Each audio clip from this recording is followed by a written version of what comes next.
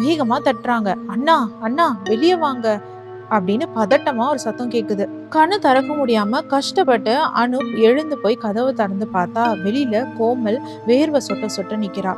அவளோட கைகள்லயும் காயம் இருக்கு. அவ நடந்த விஷயத்த சொல்ல அனுப் வேக வேகமா கீழே ஓடி போய் பாக்குறான். அங்க அனுப் பார்த்த காட்சி அவனை அப்படியே உறைய வச்சிருச்சு.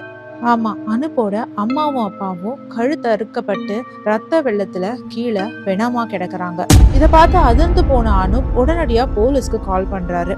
பக்கத்துல பயத்தோடையும் நடுக்கத்தோடையும் செய்வதறியாம கோமல் நிக்கிறா. சம்பவம் நடந்த இடத்துக்கு போலீசார் விரைந்து வராங்க. போலீசார் கவனிச்ச முதல் விஷயம் பாத்தீங்கன்னா, முன்னாள் ஆளும் அவருடைய மனைவியும் படுத்திருந்த ரூமோட கதவு உள்பக்கம் இருந்து திறக்கப்பட்டு இருக்கு. அதாவது அந்த லாக்லயே கீயும் மாட்டப்பட்டு இருந்தது. இதனால போலீஸ் ஒரு முடிவுக்கு வராங்க. அதாவது இந்த குடும்பத்துக்கு நல்லா தெரிஞ்சவங்க தான் யாரோ இந்த கொலையை பண்ணியிருக்காங்க.